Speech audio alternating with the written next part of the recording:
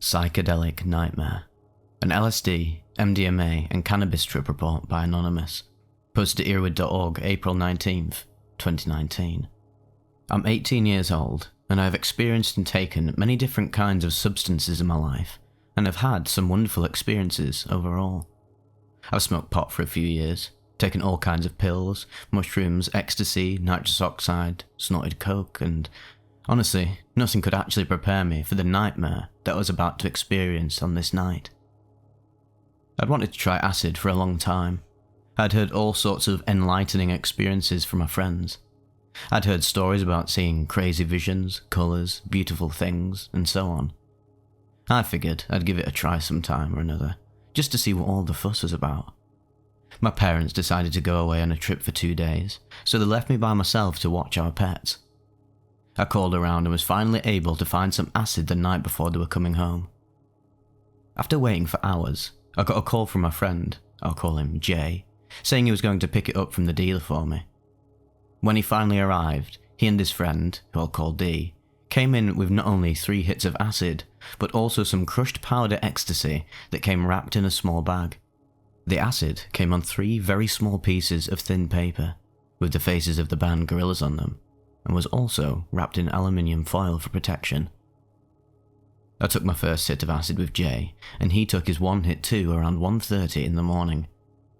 Jay wasn't very excited because he'd taken acid many times before and had told me it actually did nothing to him. After waiting around for a while, I started to notice things more, and the first thing I noticed was how detailed the carpet was. The designs seemed to go on forever, and the patterns became much sharper and more detailed than ever before. While J and D were talking, I lay down on my sofa and stared up at the ceiling fan. I noticed the strangest thing about it.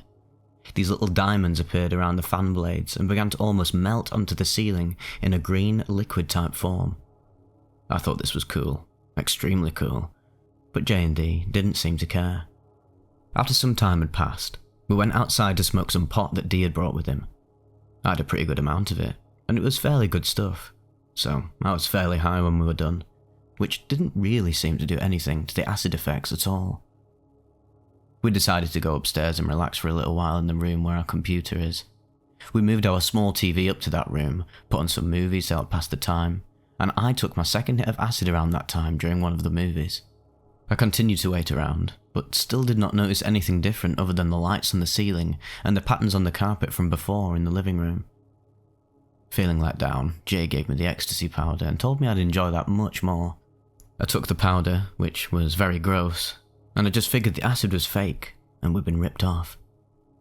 The dealer wasn't very trustworthy anyway, according to many people, so I figured we'd either gotten some very weak acid or it was completely fake. I waited some more time, and then began to feel the familiar effects of ecstasy kick in. By this time, J and D were bored and tired and decided to leave. Big mistake. I came upstairs after they left. By now it was close to 4 AM, and decided to just enjoy listening to music at full volume and roll on the ecstasy until it wore off, and I could potentially go to sleep. Then, it happened. The first thing I began to notice was that the mouse on the computer had trails on it. Some people call these tracers, and it was like the mouse was moving in slow motion. The next thing I remember was that I looked over down the upstairs hallway at the smoke detector and saw it melt right off the wall. I looked again, and it was there, as if nothing had happened at all.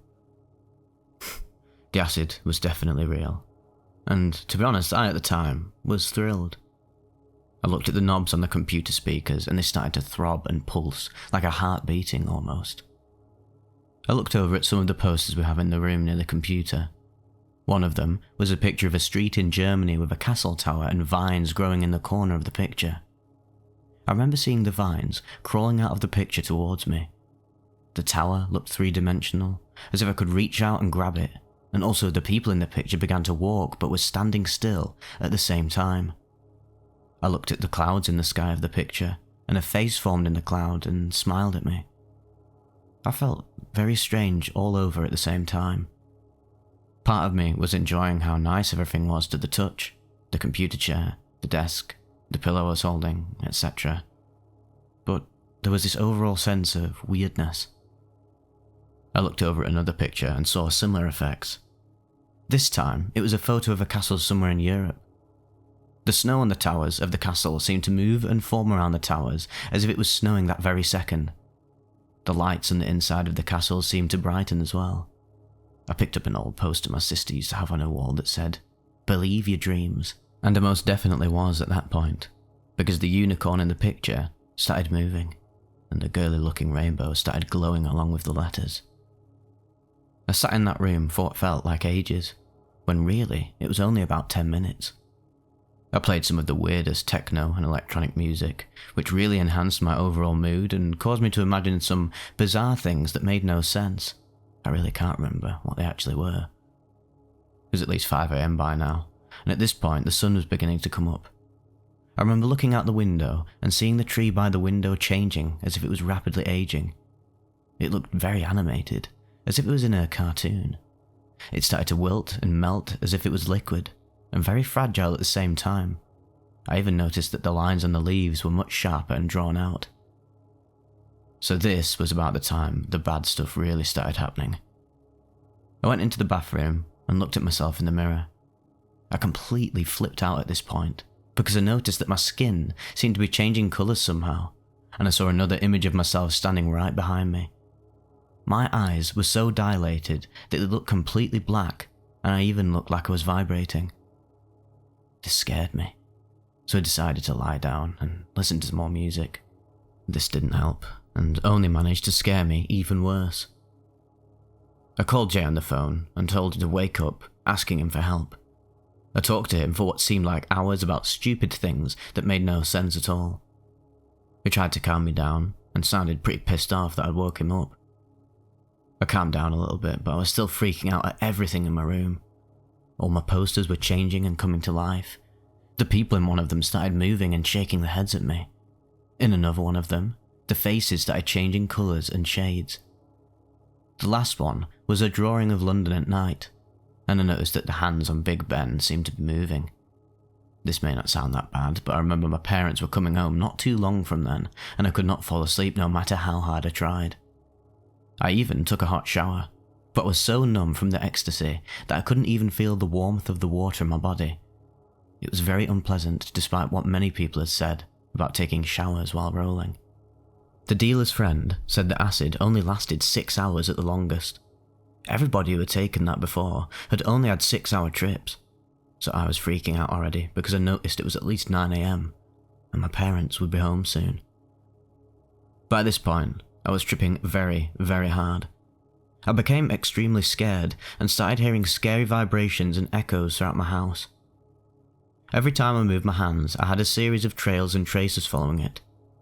I decided to call the dealer's friend on the phone, and after much confusion in finding his number and trying extremely hard to dial it, I managed to somehow. We talked for a while, and he sounded alarmed that I was all by myself.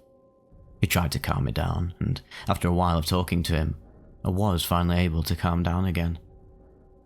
We got off the phone, and then of course things started to get worse.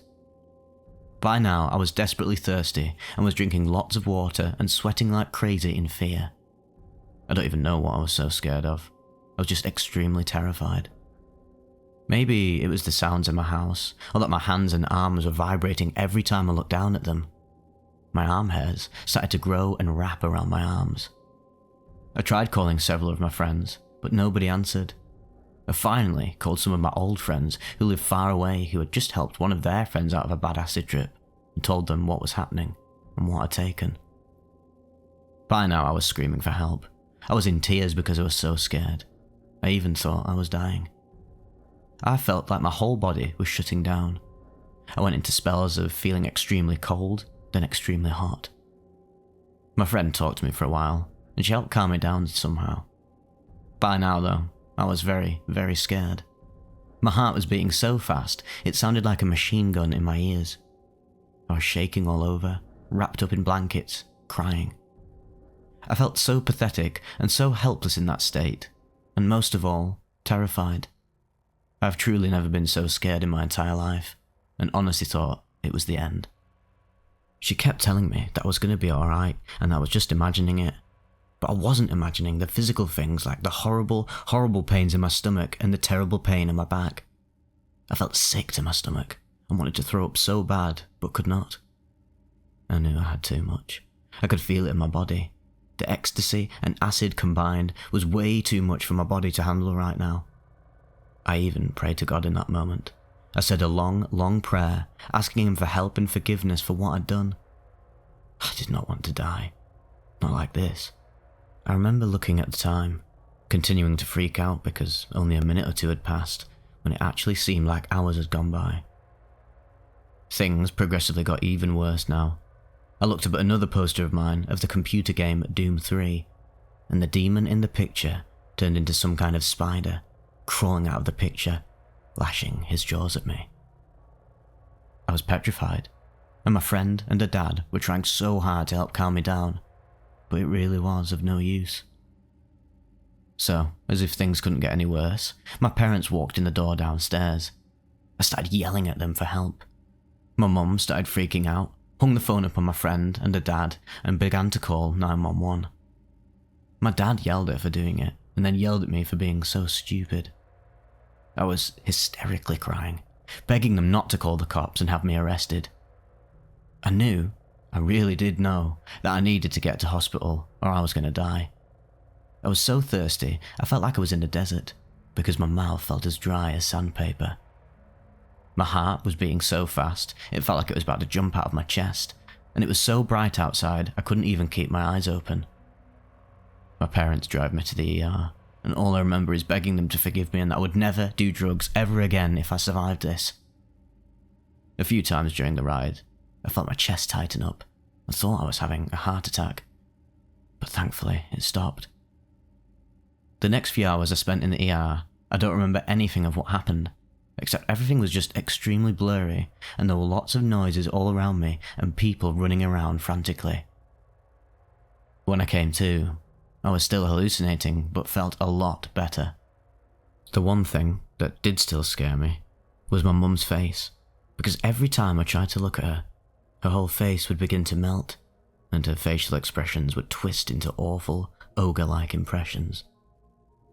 I also remember looking at some of the charts in the ER room, watching them change and become animated, seeing bugs crawling all over the ceiling that my mum told me weren't really there. Finally, we left, and I felt so very, very ashamed. I was also freaked out at how the lines on the road seemed to blend together, and that every car had trails following it down the road. I was still scared in that moment, but at least I hadn't died. The doctors in the ER told me I was severely dehydrated. After all this, I can honestly say that I'll never again do any drugs. Acid changed my life. I'm very thankful that I survived that nightmare.